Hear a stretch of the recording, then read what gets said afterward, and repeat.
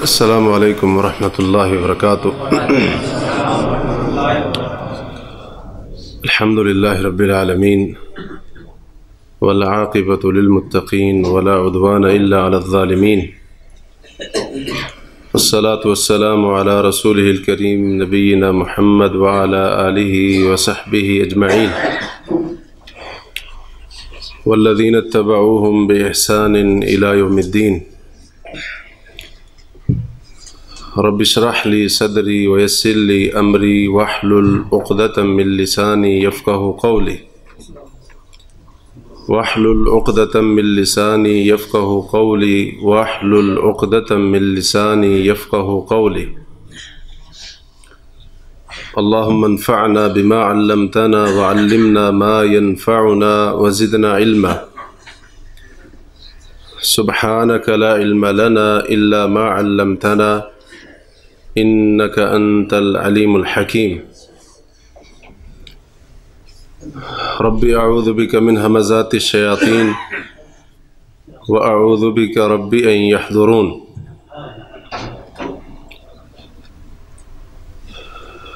نبی کریم صلی اللہ علیہ وسلم پر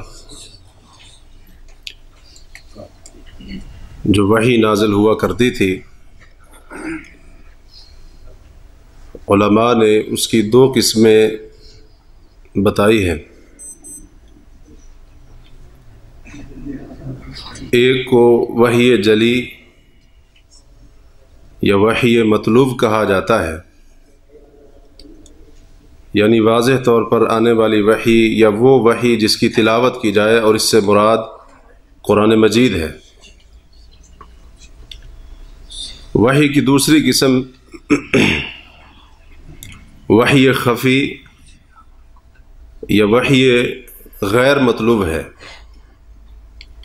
یعنی جو پوشیدہ طور پر وحی آیا کرتی تھی یا جس کی تلاوت نہیں ہوتی ہے، اور اس سے مراد حدیث رسول صلی اللہ علیہ وسلم ہے۔ وحی کی پہلی قسم یعنی قرآن مجید، اس میں جہاں پر احکامات ہیں، جہاں پر دیگر مسائل ہیں، عبادات کے تعلق سے مسائل موجود ہیں، وہیں پر قرآن کریم میں بہت سارے گزشتہ امتوں کے پہلے لوگوں کے واقعات بھی بیان ہوئے ہیں، اور یہی سلسلہ صحیح احادیث کا بھی ہے۔ صحیح احادیث میں جہاں پر قرآن کریم کی آیات کی تشریح ہے، اور جن عبادات کا، جن مسائل کا قرآن کریم میں اجمال یعنی اختصار کے ساتھ تذکرہ ہے، ان کی تفصیل نبی صلی اللہ علیہ وسلم کی حدیث میں موجود ہوا کرتی ہے۔ اسی کے ساتھ ساتھ نبی علیہ الصلوۃ والسلام کی صحیح احادیث میں بھی گزشتہ امتوں یا پہلے لوگوں کے واقعات موجود ہیں۔ اب وہ واقعات قرآن کریم کے اندر موجود ہوں یا صحیح احادیث میں ہوں، ہمیں یہ یاد رکھنا چاہیے کہ وہ واقعات محض قصہ اور واقعہ نہیں ہیں، بلکہ ان واقعات کا ایک ایک حرف حقیقت پر مبنی ہوتا ہے۔ اللہ نے اور اس کے پیغمبر صلی اللہ علیہ وسلم نے پہلے لوگوں کے جو واقعات بھی بتائے، جو بھی قصے ان کے بیان ہوئے ہیں قرآن یا صحیح احادیث کے اندر، وہ حقیقت پر مبنی ہیں، وہ محض افسانے نہیں ہیں کہ خیالی باتیں ہوں اور لوگوں کو بتا دی گئی ہوں، صحابہ کرام کو بتا دی گئی ہوں، بلکہ ان کا تعلق حقیقت کے ساتھ ہے۔ اسی طرح سے قرآن اور صحیح احادیث میں مذکورہ واقعات، ان میں سے اگر ایک ایک واقعے اور قصے کے اوپر غور کیا جائے تو انسان کو اس میں بے شمار فوائد اور تربیتی اسباق، عبرت اور نصیحت نظر آتی ہے۔ اللہ تبارک و تعالی فرماتے ہیں، سورہ یوسف کی آخری آیت ہے، اللہ فرماتے ہیں کہ بے شک ان کے واقعات میں، یعنی گزشتہ انبیاء یا گزشتہ قومیں، ان کے واقعات میں عبرت ہے، نصیحت ہے، کس کے لیے؟ اولی الالباب کے لیے، جو عقل مند ہیں ان کے لیے عبرت اور نصیحت ہے۔ سورہ اعراف میں اللہ فرماتے ہیں فَقْصُصِ الْقَصَصَ لَعَلَّهُمْ يَتَفَكَّرُونَ، اے نبی کریم صلی اللہ علیہ وسلم آپ ان لوگوں پر یہ واقعات بیان فرمائیں، یہ قصے ان کو بتائیں، لَعَلَّهُمْ يَتَفَكَّرُونَ، شاید کہ یہ ان پر غور و فکر کریں، کیونکہ جو ان واقعات پر غور و فکر کرتا ہے اس کے لیے بہت سارے اسباق ہیں، ان کے اندر عبرت اور نصیحت کا بہت بڑا سامان اس بندے کے لیے ان واقعات اور ان قصوں کے اندر موجود ہے۔ اسی طرح سے قرآن کریم اور صحیح احادیث میں مذکورہ واقعات اگر ان کے اوپر غور کیا جائے تو ان میں تربیت کا بہت بڑا پہلو ہے، بہت بڑا پہلو ہے تربیت کا۔ اگر کوئی انسان اپنی تربیت کرنا چاہتا ہے یا اپنی اولاد کی تربیت کرنا چاہتا ہے، اپنے گھر والوں کی تربیت کرنا چاہتا ہے، تو قرآن کریم میں ذکر شدہ واقعات اور صحیح احادیث میں جو واقعات نبی علیہ الصلوۃ والسلام نے پہلے لوگوں کے بتائے، ان میں تربیت کا بڑا نمایاں پہلو موجود ہوتا ہے۔ تو بندہ ان واقعات کی روشنی میں اپنے بچوں کی اور اپنے گھر والوں کی بڑی اچھی تربیت کر سکتا ہے۔ آج کی اس مجلس میں ایک واقعہ، اس کے اوپر ہم نے تھوڑا سا غور کرنا ہے۔ شاید وہ واقعہ آپ نے سنا ہو اور ایک سے زیادہ مرتبہ سنا ہو، لیکن اس کے اوپر ہم نے غور کرنا ہے، کیونکہ اس واقعے کے اوپر اگر غور کریں تو بہت ساری ایسی چیزیں ہیں جو انسان کو یہ واقعہ صرف سننے سے پتہ نہیں چلتی ہیں، اور وہ واقعہ صادق اور مصدوق یعنی محمد الرسول اللہ صلی اللہ علیہ وسلم نے بیان فرمایا ہے، اور وہ واقعہ صحیح بخاری اور صحیح مسلم کے اندر موجود ہے۔ صحیح بخاری کے علاوہ، صحیح مسلم کے علاوہ سنن ابن ماجہ، مسند احمد، امام بہقی رحمہ اللہ کی شعب الایمان، دیگر کتب احادیث کے اندر یہ واقعہ موجود ہے۔ تو بہرحال اس کی صحت کے لیے اتنا ہی کافی ہے کہ یہ بخاری اور مسلم کے اندر موجود ہے۔ حضرت ابو ہریرہ رضی اللہ تعالی عنہ بیان کرتے ہیں کہ نبی کریم صلی اللہ علیہ وسلم نے بیان فرمایا کہ تم سے پہلے ایک بندے نے، جیسا کہ سنن ابن ماجہ کی روایت کے لفظ ہیں کہ تم سے پہلے یعنی گزشتہ قوموں اور گزشتہ لوگوں میں سے ایک بندے نے دوسرے بندے سے زمین خریدی۔ اب جب اس نے زمین خریدی، جو زمین خریدنے والا تھا، زمین خرید کر جب اس کا مالک بن گیا، تو جہاں پر اس کو زمین ملی وہیں پر اس زمین کے اندر ایک دفن شدہ اس کو مٹکا ملا، اور مٹکا کوئی عام نہیں تھا، فیہا جرۃ من ذہب، سونے کا بھرا ہوا مٹکا تھا۔ اب اس بندے کو خیال آیا کہ میں نے تو اس بندے سے صرف زمین خریدی تھی، مٹکا نہیں خریدا تھا۔ اب ان لوگوں کی دیانت داری کا عالم دیکھیں، حالانکہ اس کو کوئی نہیں دیکھ رہا ہے، کوئی اس کو نہیں دیکھ رہا ہے، اس کی دیانت داری، اس کا تقوی، اس کی پرہیزگاری۔ اس نے کہا کہ میں نے زمین خریدی تھی، یہ سونے کا جو مٹکا درمیان سے نکلا ہے اس کی قیمت نہیں تھی، اس کو خریدا نہیں تھا، لہذا اس نے وہ مٹکا نکالا، اٹھایا، جس سے زمین خریدی تھی اس کے پاس آتا ہے اور کہتا ہے آپ کی امانت آپ کو دینے آیا، یہ آپ کا مٹکا آپ کی زمین میں سے نکلا، سونے سے بھرا ہوا تھا۔ تو اس نے کہا کہ میں نے جب زمین بیچی تھی تو جو کچھ زمین میں تھا سب بیچ دیا تھا،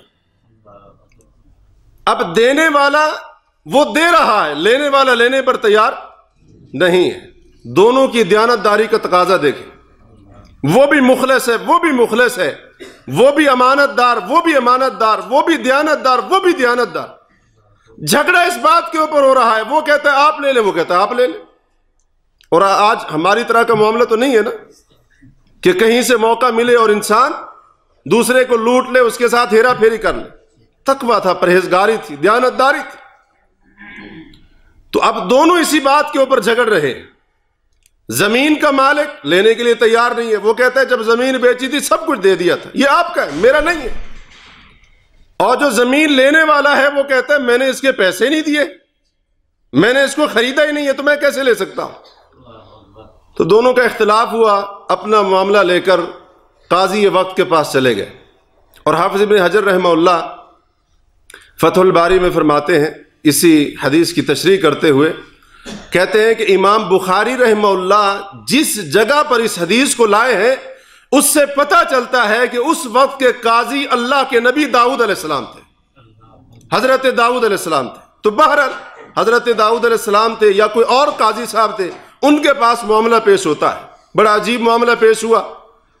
دونوں آپس میں اس چیز کے اوپر اختلاف کر رہے ہیں کہ یہ سونے سے بھرا ہوا مٹکا کون رکھے اپنے پاس؟ تو قاضی صاحب بھی آگے سے بڑے مخلص تھے، تو انہوں نے جب دیکھا کہ دونوں بندے اس میں سے کوئی بھی لینے کو تیار نہیں ہے، دونوں میں سے کوئی بھی اس مٹکے کو لینے کے لیے تیار نہیں ہے، تو آخر ان کے ذہن میں ایک بات آئی۔ انہوں نے پوچھا الکما ولد، کیا تمہاری اولاد ہے؟ دونوں سے پوچھا تمہاری اولاد ہے؟ ایک نے کہا ہاں میرا لڑکا ہے، دوسرے نے کہا میری لڑکی ہے۔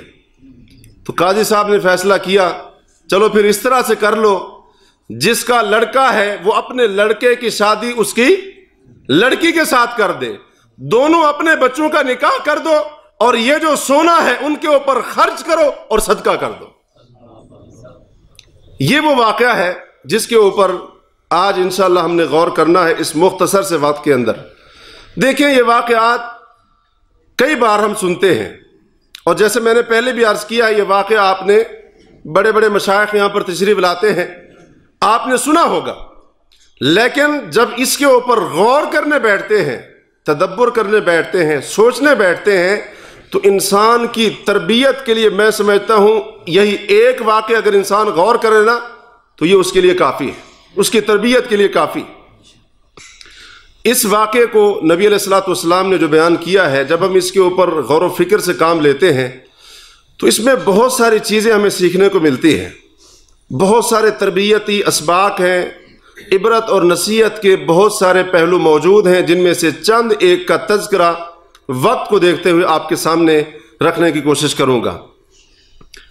اس واقعے کے اوپر اگر ہم غور کرتے ہیں تو پہلا سبق اور بنیادی سبق ہمیں اس واقعے سے یہ ملتا ہے کہ انسان کو صرف اور صرف اللہ کی ذات پر توکل کرنا چاہیے۔ دنیا کے جو ظاہری اسباب ہیں، دنیا کا مال، دنیا کی دولت، سونا چاندی خزانہ وغیرہ، ان کے اوپر توکل نہیں کرنا چاہیے۔ وہ کیسے؟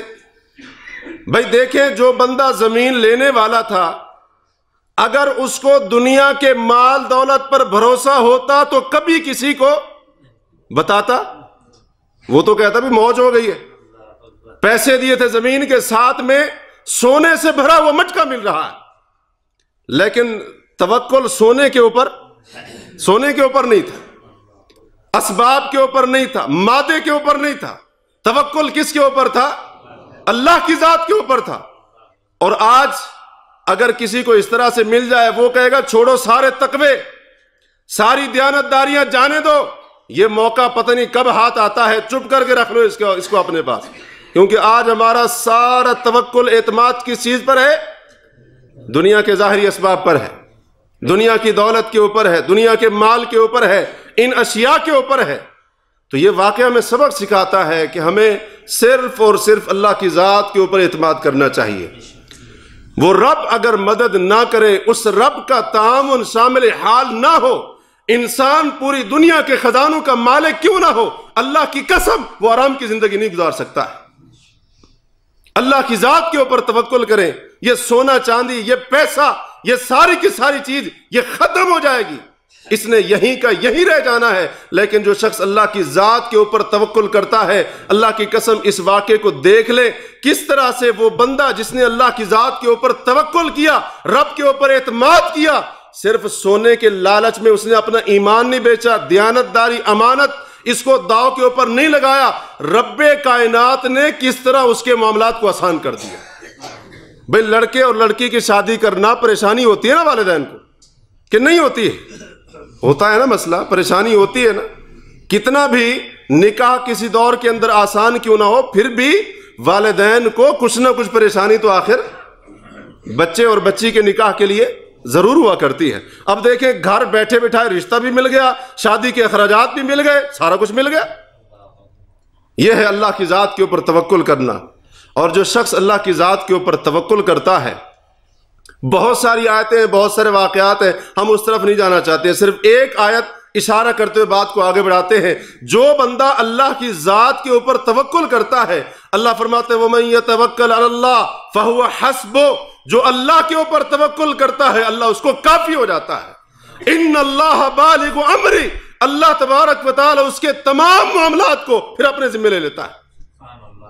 امام ابن تیمیہ رحمہ اللہ، ان کی ایک کتاب ہے التحفۃ العراقیہ، اس کے اندر وہ بعض سلف کا قول نقل کرتے ہیں، کہتے ہیں من سرہ ان یکون اقوی الناس، سلف صالحین میں سے بعض نے فرمایا کہ لوگوں، جو بندہ چاہتا ہے تمام لوگوں میں سے سب سے زیادہ قوی اور طاقتور بن جائے، فَلْيَتَوَكَّلْ عَلَى اللَّهِ، وہ اللہ کے اوپر توکل کرے۔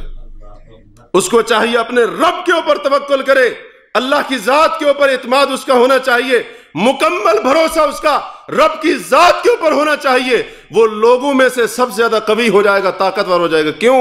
وَمَن يَتَوَكَّلْ عَلَى اللَّهِ فَهُوَ حَسْبُهُ، جو اللہ پر توکل کرتا ہے اللہ اس کو کافی ہو جاتا ہے، اور جسے اللہ کافی ہو جائے اس کا مقابلہ کر سکتا ہے؟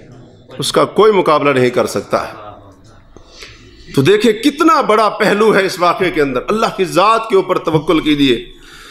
اسی طرح سے دوسرا تربیتی سبق ہمارے لیے اس واقعے کے اندر جو ابھی ہم نے سنا ہے، وہ یہ ہے کہ انسان جلوت میں ہو یا خلوت میں ہو، لوگوں کے سامنے ہو یا تنہائی میں ہو، ہر حال میں بندے کو اللہ سے ڈرنا چاہیے۔ ہر حال میں بندے کو اللہ سے ڈرنا چاہیے، ہر حالت اور کیفیت میں، جلوت و خلوت میں، محفل اور تنہائی میں، جو بھی اس کی حالت ہے، اللہ کا خوف مد نظر رکھے، دل کے اندر اللہ کا ڈر ہونا چاہیے، اللہ کا خوف ہونا چاہیے۔ جیسا کہ یہ زمین خریدنے والا جب اس نے زمین میں سے گڑھا نکالا، وہ بھی سونے سے بھرا ہوا، اس کو کوئی دیکھ رہا تھا؟ کوئی سیکیورٹی کیمرہ لگا ہوا تھا؟ کوئی نگرانی کر رہا تھا؟ آخر کون سی چیز تھی جس نے اس گھڑے کو اس مالک کے پاس لانے پر مجبور کر دیا؟ وہ اللہ کا ڈر تھا، اللہ کا خوف تھا۔ کوئی دیکھنے والا نہیں تھا، اس بندے کا ایمان تھا، کوئی دیکھ نہیں رہا ہے، کوئی انسان نہیں دیکھ رہا ہے، مخلوق نہیں دیکھ رہی ہے، مگر وہ خالق کائنات مجھے دیکھ رہا ہے۔ تو یہ بھی اس واقعے سے سبق ملتا ہے کہ ہم تنہائی میں ہوں یا لوگوں کے سامنے ہوں، دوستوں کی مجلس میں ہوں یا بند کمرے کے اندر ہوں، ہر حال کے اندر بندے کو چاہیے کہ بندہ اللہ سے ڈرے، اور اگر تنہائی میں کہیں پر گناہ کرنے کا موقع ملے، اللہ کی نافرمانی کا موقع ملے، بندہ اس موقع کو غنیمت نہ جانے، تب بھی اللہ سے ڈرے۔ اب دیکھیں پھر جب بندہ اللہ سے ڈرتا ہے تو کیسے زندگی آسان ہوتی ہے، معاملات آسان ہوتے ہیں۔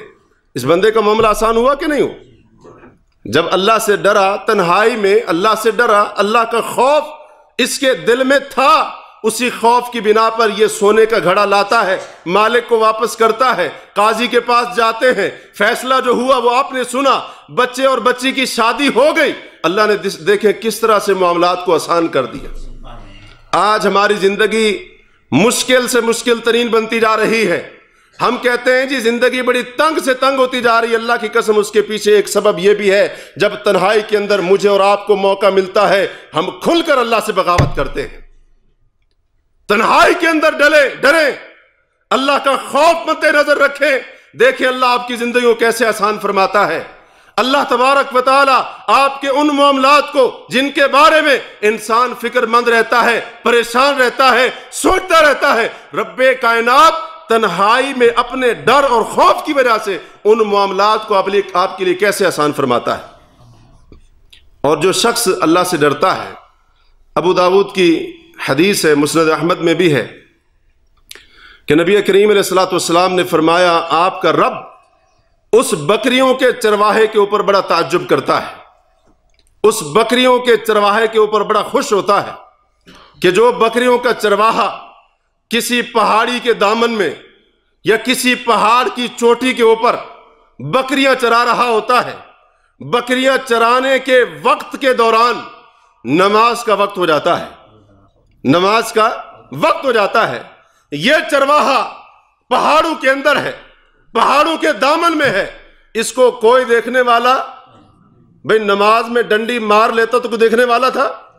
نہیں دیکھنے والا۔ نبی علیہ الصلوۃ والسلام فرماتے ہیں اللہ اس چرواہے کے اوپر بڑا تعجب کرتا ہے، نماز کا وقت ہوتا ہے، یہ تنہا ہے، اکیلا ہے، کوئی اس کا ساتھی بھی نہیں ہے، موقع بھی اس کے پاس تھا، اگر چھوڑ دیتا تو کوئی ملامت کرنے والا بھی ہوتا؟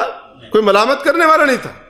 فرمایا اذان، نماز کا وقت ہوتا ہے، اکیلا کھڑا ہو کر اذان دیتا ہے، اکیلا کھڑا ہو کر نماز پڑھتا ہے، رب کائنات فرشتوں سے فرماتا ہے میرے فرشتوں میرے اس بندے کو دیکھو، میرے اس بندے کو دیکھو، یہ دیکھو اکیلا ہے پھر بھی نماز پڑھ رہا ہے، اذان دے رہا ہے، یخاف منی، یہ کیوں کر رہا ہے؟ کیونکہ مجھ سے ڈرتا ہے۔ ٹھیک ہے، اس کو کوئی نہیں دیکھ رہا ہے، مجھ سے ڈرتا ہے۔ اللہ تعالیٰ فرشتوں کو گواہ بنا کر کہتا ہے میرے فرشتوں گواہ ہو جاؤ، میں نے اس کے سارے گناہوں کو معاف کر دیا ہے۔ تو یہ ہے تنہائی میں اللہ سے ڈرنا، یہ ہے تنہائی کے اندر اللہ سے ڈرنا۔ آپ اللہ کی قسم ہم سب غور کریں اس بات کے اوپر، ہماری جو مجلس ہے، ہماری جو محفل ہے، جو حالت ہماری لوگوں کے سامنے ہوتی ہے، کیا وہی تنہائی میں بھی ہوتی ہے؟ بند کمرے کے اندر بھی ہوتی ہے؟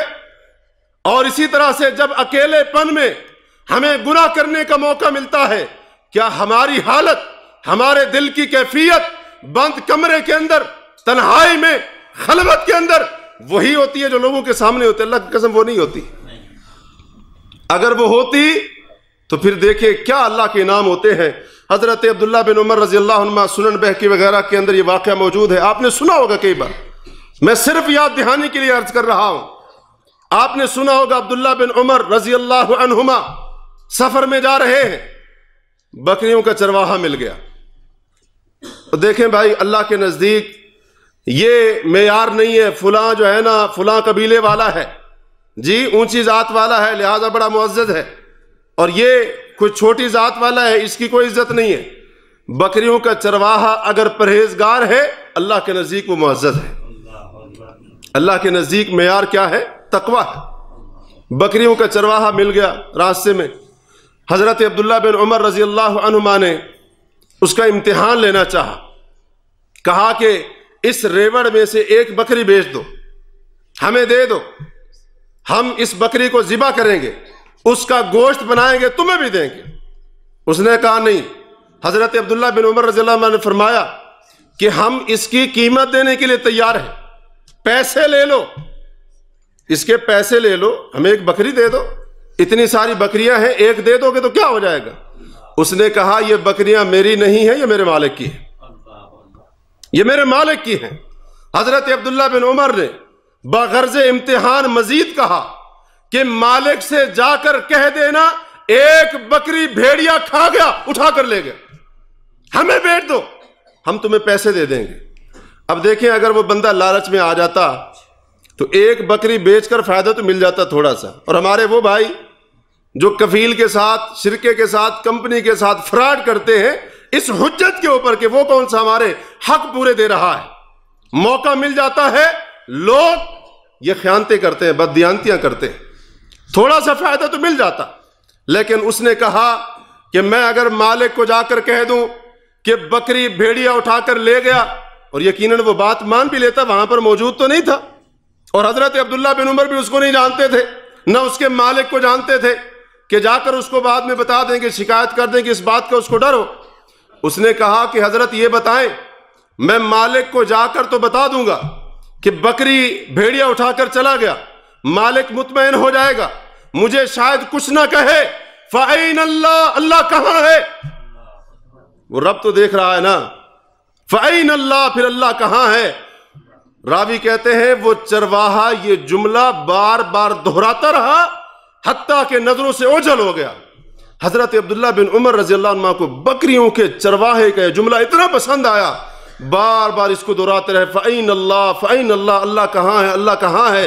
اور بعض روایات میں آتا ہے عبداللہ بن عمر رضی اللہ عنہما نے اس چرواہے کا پتہ کیا، اس کے مالک کے بارے میں پوچھا، وہاں اس کے مالک کے پاس گئے، اس کے مالک سے، کیونکہ یہ چرواہا اس کا غلام تھا،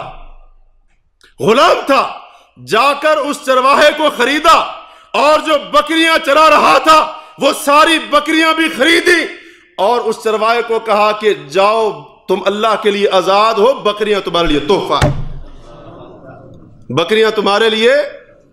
اب دیکھیں اگر خیانت کرتا، تنہائی میں اللہ سے نہ ڈرتا تو کتنا فائدہ ملنا تھا، صرف ایک بکری کا، اور غلام کا غلام رہتا، گناہ اوپر اٹھا لیتا، اپنے اوپر بوجھ لاد لیتا۔ لیکن دیکھیں تنہائی میں اللہ سے ڈرنے کا یہ فائدہ، آزاد بھی ہو گیا اور ساری کی ساری بکریاں بھی اللہ نے اس کو دے دی۔ تو یہ ہے تنہائی کے اندر اللہ سے ڈرنا۔ اگر ہم چاہتے ہیں کہ ہمارے معاملات آسان ہو جائیں تو تنہائی کے اندر اللہ سے ڈریں۔ اس واقعے سے ہمیں یہ سبق مل رہا ہے، نبی کریم صلی اللہ علیہ وسلم نے وہ جو غار والوں کا واقعہ بیان کیا، 3 غار والے، صحیح بخاری کی روایت ہے، 3 غار والے جا رہے تھے تو اچانک راستے میں طوفان شروع ہو گیا، انہوں نے ایک غار میں پناہ لی تو اوپر سے بڑا سارا پتھر آیا اور وہ غار کے منہ پر آ کے گر گیا، غار کا منہ بند ہو گیا۔ یہ بیچارے زور لگاتے رہے لیکن کچھ بھی ان سے نہیں ہو سکا۔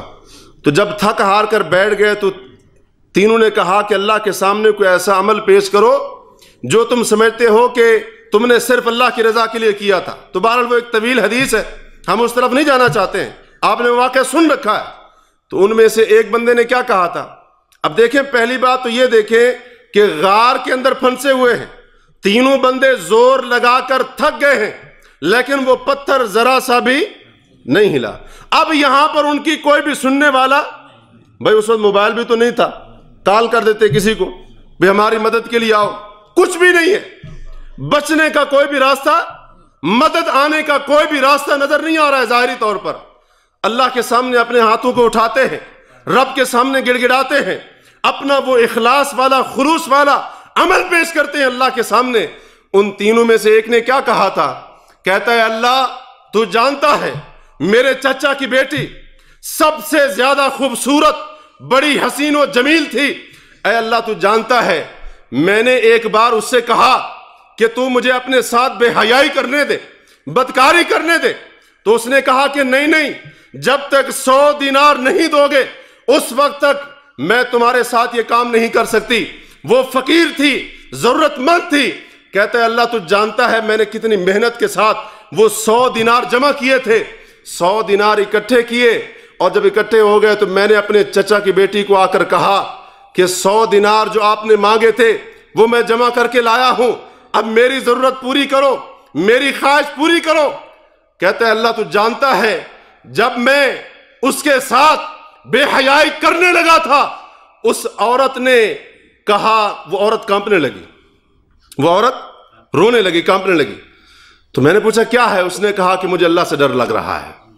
تو بھی اللہ سے ڈر، تو بھی اللہ سے ڈر، اور یہ کام نہ کر، یہ کام ہمارے لیے حلال۔ اب دیکھیں ان 2 کے علاوہ کسی کو پتا، کسی کو پتا، کسی کو بھی پتا نہیں، کسی کو پتا نہیں ہے۔ تنہائی کے اندر ہیں دونوں۔ وہ عورت اللہ تبارک و تعالیٰ کے خوف اور ڈر کی وجہ سے کانپنے لگ گئی۔ اس نے کہا کہ مجھے اللہ سے ڈر لگ رہا ہے، تو بھی اللہ سے ڈر اور یہ کام نہ کر۔ یہ کام تیرے اور میرے دونوں کے لیے جائز نہیں، ہمارے لیے کام حرام ہے، ناجائز ہے، اللہ نے اس کی اجازت نہیں دی ہے۔ اے اللہ تو جانتا ہے میں نے صرف تیرے ڈر سے وہ کام چھوڑ دیا، میں نے صرف تیرے ڈر سے وہ کام چھوڑ دیا، اور جو 100 دینار محنت کے ساتھ جمع کیے تھے اس کو بطور اجرت دینے کے لیے میں نے کہا جا تجھ پر صدقہ ہے، تجھ پر صدقہ کیے۔ اے اللہ تو جانتا ہے اگر میں نے یہ کام، میں نے یہ زنا، میں نے یہ بدکاری صرف تیرے ڈر سے، تیری رضا کے لیے چھوڑا تھا، اے اللہ تیرے بندے کی تجھ سے التجا ہے اس مصیبت سے ہم کو نکال دے۔ اللہ نے نکالا کہ نہیں نکالا؟ پھر تو تنہائی میں اللہ سے ڈریں۔ اگر آپ کے اوپر کوئی ایسی مصیبت آئے گی، یقینی مصیبت کہ جس سے بظاہر نکلنے کا کوئی راستہ نظر نہیں آ رہا ہے، وہ رب کائنات تنہائی میں اپنے خوف اور ڈر کی وجہ سے، جو بندہ اس سے ڈرتا ہے تنہائی کے اندر، خلوت کے اندر، کوئی بھی اس کو نہیں دیکھ رہا ہے، اللہ کے ڈر اور خوف کی وجہ سے، اس ڈر سے کہ وہ رب دیکھ رہا ہے، اس ڈر سے کہ اس رب کے سامنے قیامت کے دن کھڑا ہونا ہے، اور اس دن یوم تبلی السرائر، راز ظاہر کیے جائیں گے۔ وہ چھوڑ دیتا ہے۔ اگر کوئی شخص ایسے کرتا ہے، رب کائنات اس پر دنیا کی زندگی میں آنے والی یقینی مصیبت اور تکلیف کو دور کر دے گا۔ اس سے کوئی ڈر ہے تو صحیح۔ ہماری تنہائیاں اللہ کی بغاوت سے بھری ہوئی ہیں۔ جب بھی ہمیں موقع ملتا ہے ہم اللہ کی نافرمانیاں کرتے ہیں، اور جب سے موبائل انٹرنیٹ وغیرہ آیا، اب تفصیل آپ کو پتہ ہے، میں اس میں جانا نہیں چاہتا ہوں، اور نہ ہی وقت اس کی اجازت دیتا ہے۔ اسی طرح سے جو شخص اللہ سے ڈرتا ہے، تنہائی میں اللہ سے ڈرتا ہے، اس کے لیے بہت سارے انعامات ہیں، جن میں سے ایک انعام نبی علیہ الصلوۃ والسلام نے یہ بھی بیان فرمایا ہے۔ آپ نے فرمایا کہ جو شخص وخشیت اللہ فی السر والعلانیہ، کہ جو بندہ تنہائی میں یا لوگوں کے سامنے ہو، علل اعلان برملا لوگوں کے سامنے ہو، یا پوشیدہ ہو لوگوں سے چھپا ہوا ہو، جو بندہ اللہ سے ڈرتا ہے دونوں حالتوں میں، اللہ تبارک و تعالی اس تنہائی میں اپنی ذات سے ڈرنے کو اس کی نجات کا ذریعہ بنا دیتا ہے۔ نبی علیہ الصلوۃ والسلام نے جہاں پر ان کاموں کا ذکر فرمایا جو منجیات ہیں، بندے کو نجات دینے والے ہیں، نجات کا ذریعہ بننے والے ہیں، وہیں پر نبی علیہ الصلوۃ والسلام نے اس چیز کا بھی ذکر فرمایا۔ اس واقعے سے تیسرا سبق خاص طور پر والدین کے لیے ہے۔ والدین اگر واقعی اپنی اولاد کا مستقبل سنوارنا چاہتے ہیں، ان کو چاہیے کہ اللہ کی نافرمانی نہ کریں، اللہ سے بغاوت نہ کریں۔ آج اگر کوئی کسی عہدے کے اوپر ہے، کسی شعبے کے اندر ہے، مثال کے طور پر آپ کو پتہ ہے نا، رشوت کی بھرمار ہے خاص طور پر ہمارے ملکوں کے اندر۔ آپ کسی کو اگر سمجھانے کی کوشش کریں تو وہ آگے سے کیا عذر پیش کرے گا؟ کہتا ہے جی کیا کروں، چھوٹے چھوٹے بچے ہیں، اب ان کا مستقبل بھی تو سنوارنا ہے، ان کے لیے بھی تو کچھ کرنا ہے، کیا کروں؟ رشوت نہیں لیتا تو ان کو کہاں سے کھلاؤں؟ رشوت نہیں لیتا تو ان کی تعلیم کا بندوبست کہاں سے کروں؟ اگر اوپر کی کمائی نہیں لیتا، نام بھی تو بدل گئے نا، رشوت کو اوپر کی کمائی کہتے ہیں، مٹھائی اور پتہ نہیں کیا کچھ نام دیتے ہیں، بہرحال کہتے ہیں اوپر کی کمائی نہ ہو تو بچوں کا مستقبل کیسے سنورے گا؟ بے اللہ کے بندے، آپ اللہ سے بغاوت کر کے اللہ کی لعنت کو دعوت دے کر بچوں کا کیسے مستقبل سنواریں گے؟ تو بچے بھی تو پھر ایسے ہی ہوں گے نا۔ بعض ایسے واقعات شاید آپ نے بھی سنے ہوں کہ جس بچے کے لیے اس کے مستقبل کو سنوارنے کے لیے، اس کو جو ہے نا بڑی سے بڑی ڈگری دلانے کے لیے، اور اس کو ڈاکٹر بنانے کے لیے، انجینئر بنانے کے لیے، پتہ نہیں کیا کچھ بنانے کے لیے، یہ والدین اللہ سے بغاوتیں مول لیتا رہا، رشوت سود وغیرہ یہ سارے کی ساری حرام کاریاں کرتا رہا، تو پھر جو اولاد جس کے مستقبل کے لیے اللہ سے بغاوت کی تھی، بعض اولادیں ایسی بھی تھیں جنہوں نے لوگوں کو پیسے دیے، کہا کہ بوڑھا مر گیا ہے، وہ بوڑھا مر گیا ہے، یہ پیسے لو، جا کر اس کو غسل دے کر کہیں دفنا دینا، جنازے میں بھی آنے کی توفیق نہیں ہوئی۔ تو والدین کے لیے، او اللہ کے بندو، یہ بھی تو والدین تھے نا جن کا ذکر ہو رہا ہے، والدین تھے نا، اولاد تھی کہ نہیں تھی ان کی؟ اب جس بندے کے ہاتھ میں سونے کا مٹکا لگا ہوا ہے، سونے سے بھرا ہوا مٹکا لگا ہوا ہے، اس کو خیال نہیں آیا ہوگا؟ خیال آیا ہوگا کہ نہیں آیا ہوگا؟ بھئی وہ بھی تو والد تھا۔ لیکن سیکھے، غور کریں اس واقعے کے اوپر، اولاد کا مستقبل سنوارنا ہے، دیانتداری سے کام لیں، خیانت نہ کریں، امانت بالکل اس کو نہ چھوڑیں، اللہ سے بغاوت نہ کریں۔ مستقبل اس پیسے نے نہیں سنوارنے ہیں، مستقبل کس نے سنوارنے ہیں؟ بے مستقبل کا کس کو پتا ہے؟ عجیب بات ہے، مسلمان کہتا ہے یہ سودی لین دین اولاد کے مستقبل کو سنوارنے کے لیے کر رہا، یہ جوا لاٹری کیوں ہے؟ کہتا ہے اولاد کے مستقبل کو سنوارنے کے لیے۔ اور آج تو ایک اور نئی بلا آئی ہے نا، وہ کیا ہے؟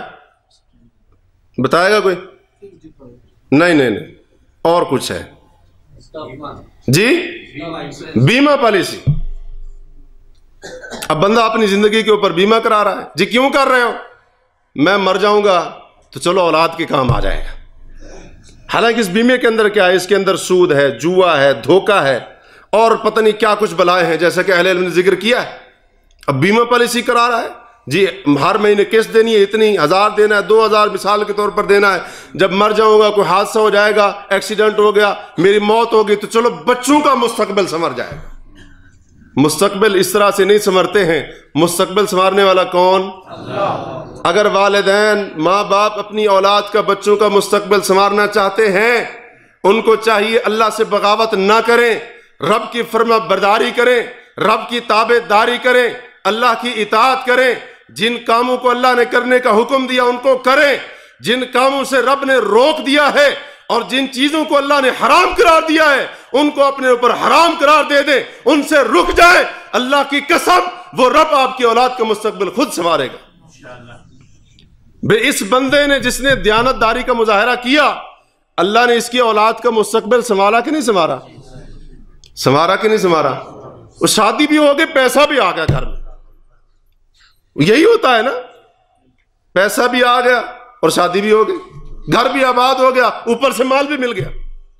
یہ مستقبل رب نے سنوارنے ہیں۔ اپنی اولاد کے مستقبل سنوارنے کے لیے رب سے بغاوتیں نہ کرو، حرام کاریاں نہ کرو، حرام طریقہ اور ذریعہ، دھوکہ، فراڈ، خیانت، بددیانتی، جھوٹ بول کر اور ان طریقوں کو، حرام ذرائع کو اپنا ذریعہ آمدنی نہ بناؤ۔ اللہ تعالیٰ نے سورہ کہف کے اندر، جو آپ سب لوگ پڑھتے ہوں گے جمعہ والے دن، اس میں حضرت موسیٰ علیہ السلام اور حضرت خضر علیہ السلام کا واقعہ بیان کیا ہے۔ ذہن میں آ گیا نا؟ اس میں جو آخری ایک کام ہوا تھا کہ حضرت موسیٰ علیہ السلام اور حضرت خضر ایک بستی میں گئے، وہاں ان سے جا کر کہا کہ ہم بھوکے ہیں، ہمیں کھانے کے لیے دو۔ وہ ایسے بخیل تھے کہ انہوں نے مہمانوں کی قدر، اور مہمان بھی کون تھے؟ اللہ کے نبی تھے، یہ الگ بات ان کو پتہ نہیں تھا، انہوں نے کھانا بھی نہیں دیا، مانگنے پر بھی نہیں دیا۔ تو وہاں سے ایک گلی سے کہیں سے گزر رہے تھے تو ایک دیوار جو ٹیڑھی ہو چکی تھی، حضرت خضر علیہ السلام نے اللہ کے حکم سے اس کو سیدھا کر دیا۔ موسیٰ علیہ السلام نے کہا کہ عجیب بات ہے، ان لوگوں نے ہمارے ساتھ یہ سلوک کیا اور آپ نے بغیر اجرت کے ہی ان کی دیوار کو سیدھا کر دیا۔ اگر آپ چاہتے تو اجرت لے سکتے تھے، مزدوری لے سکتے تھے، چلو اس طرح نہ صحیح تو اس طرح، یہ تو ہمارا حق تھا۔ تو بعد میں حضرت خضر علیہ السلام نے ان واقعات جو پیش آئے ان کی جب تفصیل بیان کی تو کیا فرمایا؟ وَأَمَّا الْجِدَارُ فَكَانَ لِغُلَامَيْنِ يَتِيمَيْنِ فِي الْمَدِينَةِ وَكَانَ تَحْتَهُ كَنْزٌ لَهُمَا۔ یہ جو ٹیڑھی دیوار تھی شہر کے اندر، بستی کے اندر، دو چھوٹے یتیم بچوں کی تھی۔ یہ جو گرنے کے قریب تھی، یہ چھوٹے دو یتیم بچے تھے، ان کی تھی۔ وَكَانَ تَحْتَهُ كَنْزٌ لَهُمَا، دیوار کے نیچے ان کا خزانہ دبا ہوا تھا۔ وَكَانَ أَبُوهُمَا صَالِحًا، ان کا باپ بڑا نیک تھا، ان کا باپ بڑا نیک تھا۔ تو اللہ نے دیکھے کہاں سے بھیجا موسیٰ علیہ السلام کو، حضرت خضر کو۔ وہ دیوار جو گرنے کے قریب تھی، دیوار گر جاتی تو کیا خیال ہے ایسی بخیل قوم یتیموں کا مال چھوڑ دی؟ وہ تو کہتے ہیں کہ خزانہ ہاتھ لگ گیا ہے، وہ تو لمحوں میں، سیکنڈوں کے اندر ہی اس کو لوٹ لیتے۔ تو اللہ تعالیٰ نے حضرت خضر علیہ السلام کو پتہ نہیں کہاں سے بھیجا موسیٰ علیہ السلام کو کہ جاؤ ان دو چھوٹے بچوں کی دیوار کو سیدھا کر دو، ابھی تک بالغ نہیں ہوئے ہیں، جب بالغ ہو جائیں گے، جوان ہو جائیں گے، طاقت والے ہو جائیں گے، دیوار سے خزانہ نکال کر اپنی ضروریات پر خرچ کریں گے۔ باپ کیا تھا؟ اور بعض مفسرین نے کہا ہے کہ ان کا جو باپ تھا نا وہ نہیں تھا، وہ پیچھے 7ویں نسل میں کوئی تھا، 7ویں پشت میں، اوپر جا کر کوئی ان کا دادا پردادا، وہ اوپر 7ویں پشت میں، وہ نیک تھا۔ رب کائنات نے اس کی صلاحیت، اور بعض مفسرین نے، جہاں تک مجھے یاد ہے ایک بار میں پڑھ رہا تھا، انہوں نے ذکر کیا ہے وَكَانَ أَبُوهُمَا صَالِحًا، اس کا ایک معنی یہ بھی کیا گیا کہ ان کا باپ امانت دار تھا، امانت دار تھا۔ اگر آپ چاہتے ہیں اولاد کا مستقبل سنور جائے، اولاد کے اوپر پریشانیاں نہ آئیں، سود کے ذریعے، جوئے کے ذریعے، اور اسی طرح سے ان چیزوں کے ذریعے، بیمہ وغیرہ جو اللہ اور اس کے رسول کے ساتھ بغاوت ہے، ان چیزوں کے ذریعے اولاد کے مستقبل کو سنوارنے کی کوشش نہ کریں۔ یہ نہ سوچیں میں بیمہ کلاروں گا، یہ کر لوں گا، وہ کر لوں گا، بینک میں انٹرسٹ کے اوپر، سود کے اوپر پیسہ رکھ کر جاؤں گا، بعد میں بچوں کی تکلیف کے وقت کام آئے گا، اللہ کی قسم اس سے تکلیفیں بڑھیں گی۔ اللہ کی فرما برداری کریں، اللہ تبارک و تعالیٰ کی اطاعت کریں۔ دیکھیں 7ویں نسل میں ان کا جو پردادا تھا وہ نیک تھا، امانت دار تھا، اللہ نے اس کی 7ویں پشت میں جا کر 2 یتیم بچوں کی کس طرح سے حفاظت فرمائی. تو یہ بہت بڑا سبق ہے، غور کریں اس کے اوپر. اسی طرح سے اس واقعے کے اندر ہمیں یہ سبق بھی ملتا ہے، ہمارے لیے یہ بھی عبرت ہے کہ جو شخص اللہ کے لیے کسی چیز کو چھوڑ دیتا ہے اللہ اس سے اس کو بہتر عطا کرتا ہے. لیکن شرط یہ ہے کس لیے چھوڑے؟ اللہ کے لیے چھوڑے، اللہ کے ڈر سے، اللہ کے رضا کے لیے چھوڑ دے، اگرچہ اس کا حق ہی کیوں نہیں تھا، چھوڑ دے اس کو، تو اللہ تبارک و تعالی اس سے اس کو بہتر عطا کرتا ہے. اس واقعے سمجھ آ گیا نا؟ سمجھ آ گیا نا؟ کوئی نہیں دیکھ رہا ہے، اس نے اللہ کے ڈر سے وہ سونے کا مٹکا جو بھرا ہوا تو چھوڑ دیا، کہا مالک کو، کہا نہیں میں تو نہیں لے سکتا ہوں، میں نے اس کے پیسے نہیں دیے. اللہ کی رضا کے لیے، اللہ کے ڈر سے اس نے یہ چھوڑ دیا. اللہ نے اس سے بہتر کیسے دیا؟ پھر مال بھی آ گیا اور ساتھ میں بہو بھی آ گئے، مال بھی آ گیا اور ساتھ میں بہو بھی آ گئے. تو ہمارا ایمان ہونا چاہیے. ایک حدیث بھی ہے نبی علیہ الصلوۃ والسلام کی، مسند احمد وغیرہ میں صحیح سند کے ساتھ، کہ نبی علیہ الصلوۃ والسلام فرماتے ہیں انک لن تدع شیئا للہ، اے مخاطب سننے والے، بے شک تو اگر کوئی چیز صرف اللہ کی رضا کے لیے چھوڑ دے گا، الا بدلک اللہ بہ ما هو خیر لک منہ، اللہ تبارک و تعالی اس سے بہتر تمہیں بدلے میں دے گا. آپ نے اللہ کی رضا کے لیے کسی چیز کو چھوڑ دیا، ایک بندے کو ڈنڈی مارنے کا موقع مل رہا تھا، خیانت کرنے کا موقع مل رہا تھا، اور اسی طرح سے اگر وہ ہیرا پھیری کرتا تو موقع مل رہا تھا، کیونکہ سارا کچھ اس کے ہاتھ میں ہے، تمام اختیارات، تمام حسابات اس کے ہاتھ میں، کمپنی کا ریکارڈ اس کے ہاتھ میں ہے. اب بڑا آسان تھا اس کے لیے ڈنڈی مارنا، اس کے لیے ہیرا پھیری کرنا، اس کے لیے کچھ خیانت اور بددیانتی کر لینا، بڑا آسان تھا. لیکن اس بندے نے اللہ کے ڈر سے ایسا نہ کیا. اس حدیث کی روشنی میں ہمارا ایمان ہے کہ جلدی نہ صحیح، دیر کے ساتھ ہی صحیح، رب کائنات اس کا بہتر بدلہ اس کو دنیا میں ضرور عطا فرمائے. او بھائیو یاد رکھیے، یہ بہتر بدلہ ہو سکتا ہے آپ سمجھے مال تو نہیں ملے گا، یہ نہیں ہوگا، وہ نہیں ہوگا، ہو سکتا ہے مال نہ ملے، ظاہری بدلہ نہ ملے، اور کوئی آنے والی مصیبت اللہ بندے سے ٹال دے، اس کے بچوں کو آفت سے بچا لے، اس کے گھر والوں کو بیماری سے بچا لے. یہ کوئی تھوڑی نعمت ہے، یہ بڑی بڑی نعمتیں ہیں اللہ تبارک و تعالیٰ کی. تو یہ بھی ایک سبق ملتا ہے. اسی طرح سے اس واقعے سے ایک عبرت جو ہمیں حاصل کرنی چاہیے، نصیحت ہمیں جو لینی چاہیے، وہ یہ بھی ہے کہ شبہ والی چیز کو انسان چھوڑ دے. شبہ والی چیز سمجھتے ہیں نا؟ شبہ والی چیز وہ ہوتی ہے کہ جو حلال اور حرام کے درمیان ہوتی ہے، یعنی جس کے بارے میں فیصلہ نہیں ہو سکتا ہے کہ یہ حلال ہے یا حرام ہے. حلال ہو تو واضح ہے بھائی، حرام ہو تب بھی واضح ہے، لیکن دونوں کے درمیان میں بندہ فیصلہ نہیں کر سکتا ہے. اب اس کے حلال ہونے کا بھی شبہ ہے، حرام ہونے کا بھی شبہ ہے. تو اس طرح جو شبہ والی چیز ہو بندہ اس کو نہ لے. اب زبردستی اپنے آپ کو مطمئن کرے، ہوتا ہے نا ایسے، زبردستی اپنے آپ کو جیسے وہ ایک بندہ مثلا جا رہا ہو راستے میں، اس کو کوئی قیمتی چیز گری ہوئی مل گئی، تو اب وہ کیا سمجھتا ہے؟ کہتا جی اللہ نے گویا کہ ڈالی میرے لیے تھی. کئی بندے ایسے ہوتے ہیں، شاید آپ کا بھی سامنا ہوا ہو کسی کے ساتھ. ایک بندہ مجھے یاد ہے کہ اس نے ایسے ایک واقعہ بتایا تھا کسی بندے کا، تو گویا کہ وہ سمجھتے ایسے ہیں کہ گویا کہ یہ ہمارے لیے، کہتے ہیں واہ جی واہ اللہ نے کیا نصیب بنایا ہے، چیز مل گئی ہے راستے میں سے، بڑی قیمتی چیز ہاتھ لگ گئی ہے، اس کو خریدنے کے لیے تو میں جو ہے نا پتہ نہیں کیا کچھ کر رہا تھا، یہ تو ایسے مل گئی ہے. تو شبہ والی چیز جس کے حلال اور حرام ہونے میں کوئی وضاحت نہ ہو، انسان اس کو چھوڑ دے. خواہ مخواہ اپنے آپ کو اپنے دل کو مطمئن نہ کرے، ہیلا نہ کرے، تعویل نہ کرے. اب کئی لوگ ایسے بھی ہوتے ہیں نا، ان کو اگر کوئی ایسی چیز مل گئی تو ایک اور انداز سے سوال کریں گے تاکہ مفتی صاحب اس کو حلال بتا دیں اس کے لیے. بھئی اللہ تو دیکھ رہا ہے نا، اللہ کو تو پتا ہے نا، مفتی صاحب کو جیسے بتائیں کہ وہ تو بتا دے گا ویسے، اور بندہ خوش ہو جائے جی میرے لیے حلال ہو گئی. قاضی صاحب فیصلہ دے دے اس کے حق میں، بندہ خوش ہو جائے حلال ہو گئی، نہیں، وہ تب بھی اس کے لیے جائز نہیں ہے. تو شبہ والی چیز بندہ اس سے بچے. اب اس بندے کو جب سونے کا مٹکا ملا تو اس نے دل کو مطمئن نہیں کر لیا، اتنا بڑا سونا دیکھ کر، ہیں جی اتنا بڑا مٹکا دیکھ کر، سونا ہے اس کے اندر، دل کو مطمئن کر لیا اور چلو جی آ گیا تو اب آنے ہی دیں. اب میں نے کون سا جو ہے نا کسی کا ڈاکہ مارا ہے، چوری کی ہے، زمین کے اندر ہی دفن تھا، آ گیا تو آنے دے. لیکن اس بندے کو اطمینان نہیں ہوا، اطمینان، خود کو زبردستی مطمئن بھی، اور ادھر ادھر کی دور دراز کی طویلیں بھی، شبہ والی چیز تھی، لے کر چلا گیا مالک کے پاس، دل مطمئن نہیں ہوا. تو جس چیز کے اوپر بھی آپ کا دل مطمئن نہیں ہو رہا ہے، شبہ والی چیز ہے، اس کو چھوڑ دیں. زبردستی نہ کریں اپنے آپ کو کہ آپ نے مطمئن کرنا ہی ہے اور اسی طرح سے اپنے آپ کو اطمینان دلانا ہے، نہیں. نبی کریم علیہ الصلوۃ والسلام فرماتے ہیں کہ من اتقى الشبہات فقد استبرأ لدینہ وعرضہ، بخاری و مسلم کی معروف روایت ہے.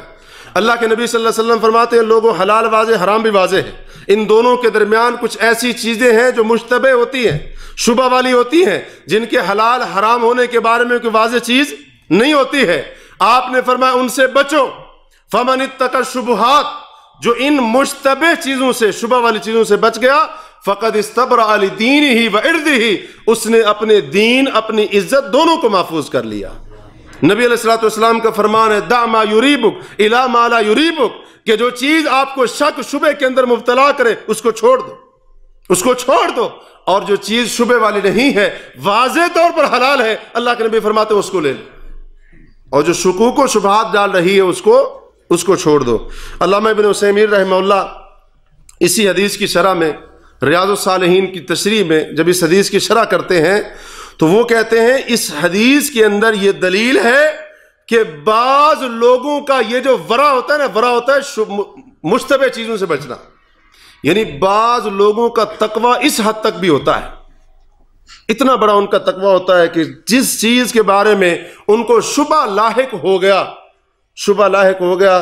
تو وہ لوگ اس چیز کو پھر لیتے، اس کو نہیں لیتے ہیں. تو اس لیے شبہ والی چیز سے بھی انسان کو اپنے آپ کو بچانا چاہیے. اسی طرح سے اس واقعے سے ہمیں یہ بھی پتہ چلتا ہے کہ بندے کو چاہیے کہ اپنے دل کو ہر قسم کے لالچ اور حرص سے پاک رکھے. زندگی بڑی آسان ہو جائے گی، زندگی بڑی آسان ہو جائے گی. اب یہ بندہ اگر اس کے دل میں لالچ ہوتا تو بعد میں افسوس کرتا رہتا نا، لیکن اللہ نے کیونکہ رہنمائی کی، اس نے دل میں لالچ نہیں کیا، کوئی حرص نہیں کیا، کوئی طمع نہیں تھا، بندہ بڑا سیدھا تھا، دل کا بھی، اوپر کا بھی سچا تھا، دل کا بھی سچا تھا. تو اللہ تبارک و تعالیٰ نے دیکھیں کیسے زندگی کے اندر جو ہے نا خوشیاں دی اس کو، اور رب کائنات نے کس طرح سے اس کے لیے آسانی پیدا فرما دی. اور کامیاب انسان بھی وہی ہوتا ہے جو اپنے دل سے دنیا کا لالچ نکال دے. اس کا یہ مطلب نہیں ہے کہ انسان دنیا کو کما ہی نہ، نہیں، آپ حلال جائز طریقے سے کمائیں لیکن لالچ نہ ہو، یہاں پر حرص نہ ہو. جب دماغ میں حرص ہوتا ہے، دل میں لالچ ہوتا ہے، دل کے اندر لالچ کوٹ کوٹ کر بھرا ہوتا ہے، تو پھر انسان چوریاں بھی کرتا ہے، ڈاکے بھی ڈالتا ہے، اور اسی طرح سے لوگوں کو دھوکہ دینا اپنا حق سمجھتا ہے.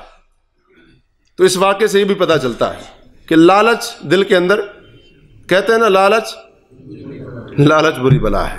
اس واقعے سے 7واں سبق جو ہمیں سیکھنے کو ملتا ہے وہ یہ ہے کہ سچ کے اندر بڑی برکت ہے. سچ کے اندر بڑی برکت ہے. اب دونوں بندے دیکھیں سچ بول رہے ہیں، لینے والا بھی سچ بول رہا ہے اور دینے والا بھی. کتنے سچے لوگ تھے وہ، اوپر کے بھی سچے اور دل کے بھی، ایک دوسرے کے ساتھ خیر خواہی، ہمدردی، سچائی، دونوں ڈر رہے ہیں کہ کہیں اس کے اوپر ظلم نہ ہو جائے، زیادتی نہ ہو جائے. لینے والا بھی ڈر رہا ہے، دینے والا بھی ڈر رہا ہے. سچے لوگ ہیں تو سچائی کی برکت پھر ہوئی نا. تو سچ کے اندر برکت ہے. جب دو لین دین کرنے والے ایک دوسرے کے ساتھ سچے اور مخلص ہوں، تمام معاملہ سچ بیان کر دیں، جھوٹ کی ملاوٹ نہ ہو، رب کائنات ان کے سودے میں، لین دین میں، خرید و فروخت میں برکت ڈال دیتا ہے. آج ہم مسلمانوں کے لین دین، کاروبار، بزنس میں برکت کیوں نہیں ہے؟ اس کی ایک وجہ یہ بھی ہے کہ بزنس سے سچ نکل گیا، جھوٹ آ چکا ہے. 100% نہیں، 200% آ چکا ہے. ہاں، بہت زیادہ آ چکا ہے. نبی علیہ الصلوۃ والسلام کی حدیث ہے صحیح بخاری میں، حضرت حکیم بن حزام اس کے راوی ہیں. اللہ کے رسول فرماتے ہیں دو آپس میں لین دین کرنے والے جب تک ایک ہی جگہ پر موجود ہیں، جدا جدا نہیں ہوئے، اس جگہ سے روانہ نہیں ہوئے، ان کو اختیار ہے. خریدنے والا ہے اس کو واپس کرنے کا اختیار ہے، بیچنے والا ہے اس کو واپس لینے کا اختیار ہے. آپ نے فرمایا فَإِن صَدَقَا وَبَيَّنَا، اگر یہ دونوں ایک دوسرے سے سچ بولیں اور معاملے کو واضح کریں، بُورِكَ لَهُمَا فِي بَيْعِهِمَا، جو یہ سودا کر رہے ہیں، خرید و فروخت کر رہے ہیں، اللہ ان کے سودے میں برکت ڈال دیتا ہے۔ وَإِن كَذَبَا وَكَتَمَا، اگر یہ دونوں جھوٹ بولے یا معاملے کو چھپائیں، خریدار بائے، لینے والا بیچنے والا، ان دونوں میں سے اگر کوئی جھوٹ بولتا ہے یا معاملے کو چھپاتا ہے، بات کو چھپاتا ہے، فرمایا محقت برکت بیہما، جو سودا کریں گے اللہ اس کی برکت کو مٹا دے گا۔ تو سچ کے اندر برکت ہے۔ کوئی بھی لین دین کرتے ہوئے انسان کو چاہیے کہ سچائی کو اختیار کرے۔ اس واقعے سے پتہ چلتا ہے کہ امانت اور دیانت داری کی بڑی فضیلت ہے، بڑی عظمت ہے۔ جس معاشرے کے افراد لین دین میں اور اسی طرح سے دیگر معاملات کے اندر امانت اور دیانت داری کو لازم پکڑ لے، رب کائنات اس معاشرے کے افراد کی زندگیوں کو آسان کر دیتا ہے، اور جب یہ چیز نکل جائے تو پھر حال وہی ہوتا ہے جو آج ہمارے معاشرے کا ہے۔ لین دین کے اندر خیانت، بددیانتی یہ عام ہے نا، تو کتنا مشکل ہو چکا ہے معاملہ، دن بدن معاملات مشکل ہو رہے ہیں۔ آج ہم مسلمان معاشی تنگی کا، معیشت کی تنگی کا رونا رو رہے ہیں، اور اس کے جو اسباب ہیں جس کے بارے میں ہماری شریعت نے ہماری رہنمائی کر دی اس کے بارے میں ہم نہیں دیکھتے ہیں۔ تو امانت کی فضیلت بھی اس سے پتہ چلی۔ اس واقعے سے ایک سبق ہمیں یہ بھی ملتا ہے کہ امانت کی ایک صورت یہ بھی ہے، آپ نے کسی سے کوئی چیز خریدی، جو چیز خریدی آپ نے، اس چیز کے ساتھ کوئی ایسی چیز بھی آ گئی جو لین دین کے اندر شامل نہ تھی، وہ آپ کے پاس امانت ہے، وہ آپ کے پاس امانت ہے۔ آپ پر لازم ہے کہ آپ اس چیز کو جس کی قیمت نہیں دی ہے، جو لین دین کا حصہ نہیں تھی، اس کو واپس کریں اس مالک کی طرف۔ یہ نہیں ہے کہ انسان سمجھے کہ چلو ایک دیا تھا تو دو آ گئی ہیں، پیسے ایک کے دیے تھے دو مل گئے، نہیں، بلکہ اس کے ذمے امانت ہے۔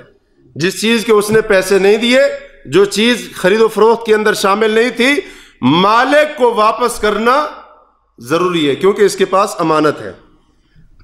اسی طرح سے اس واقعے سے ہمیں یہ بھی سبق ملتا ہے کہ جو قاضی ہو، فیصلہ کرنے والا، اس کو چاہیے کہ فریقین میں سے ہر ایک کی بات کو غور سے سنے، اور پھر اگر ان کا آپس میں جھگڑا ہوا ہے تو ان کی آپس میں صلح کروائے، آگ کو بھڑکائے نہیں، جنگ و جدال جھگڑے کی آگ کو بھڑکائے نہیں، صلح کروائے آپس میں، اور عدل و انصاف کے تقاضوں کے عین مطابق دونوں کے درمیان فیصلہ کرے۔ اب جیسے ان قاضی صاحب کو دیکھ لے، انہوں نے دیکھے آپس میں درمیان میں آپس کا حصہ نہیں رکھا، آپس کا حصہ رکھا انہوں نے، بھی کیا لڑ رہے ہو، چلو مجھے تو بھاگو، تم بڑے صوفی آ گئے ہو، یہ بھی کوئی لڑنے والی بات ہے؟ جس کو مل گیا ہاتھ چڑھ گیا رکھ لیتا، وہ یہی ہوتا نا۔ آج اگر کوئی ایسا ہوتا، وہ بندر بانٹ والا معاملہ ہوتا کہ نہ ہوتا؟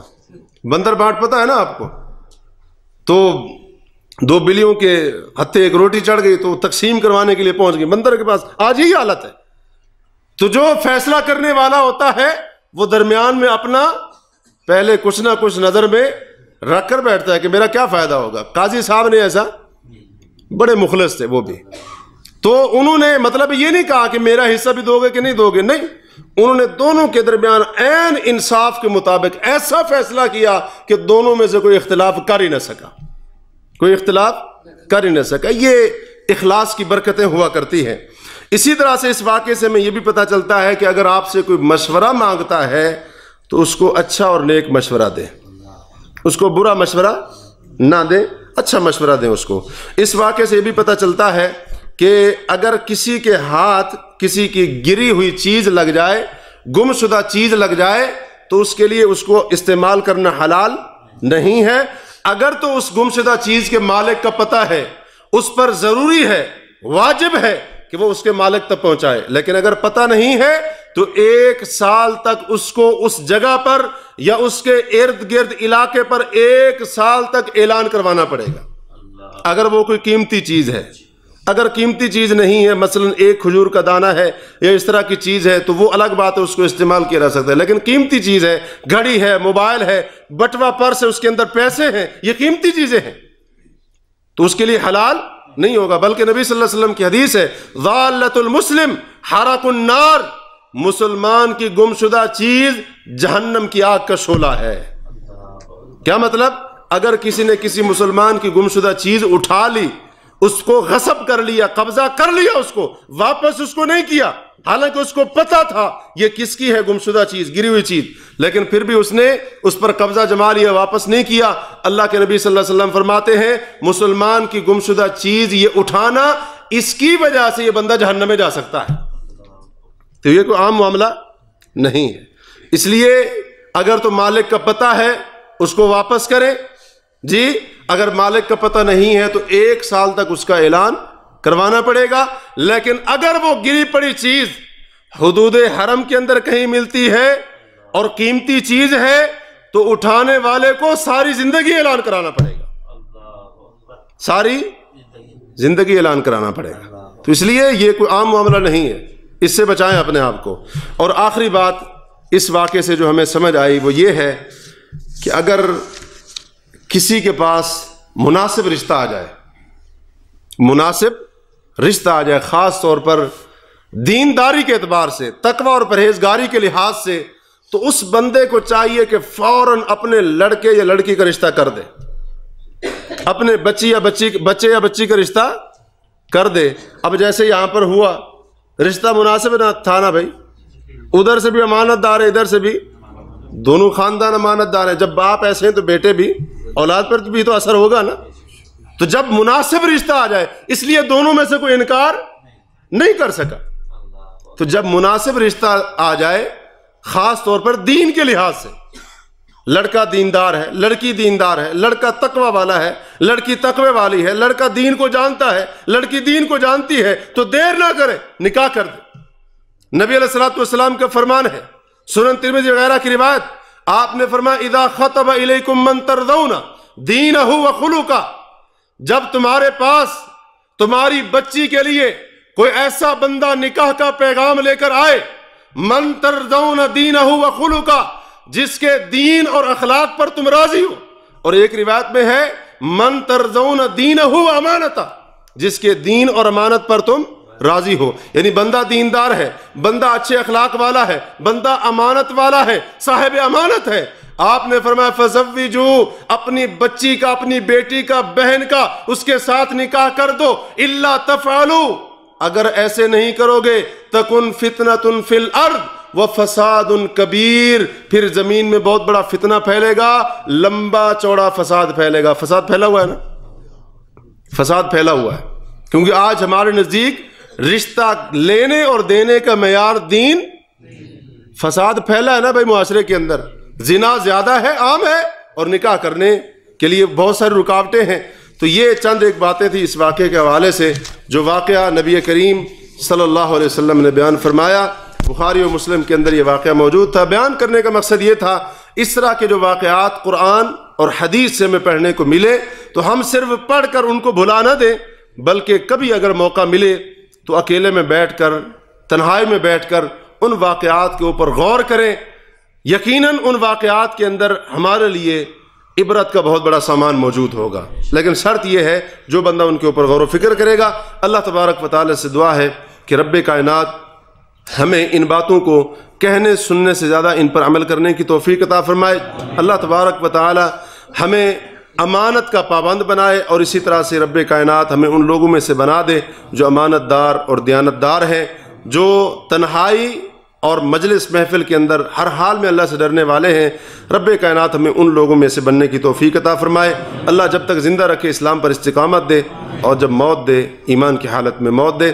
سبحانک اللہم و بحمدک، اشہد ان لا الہ الا انت، استغفرک و اتوب الیک۔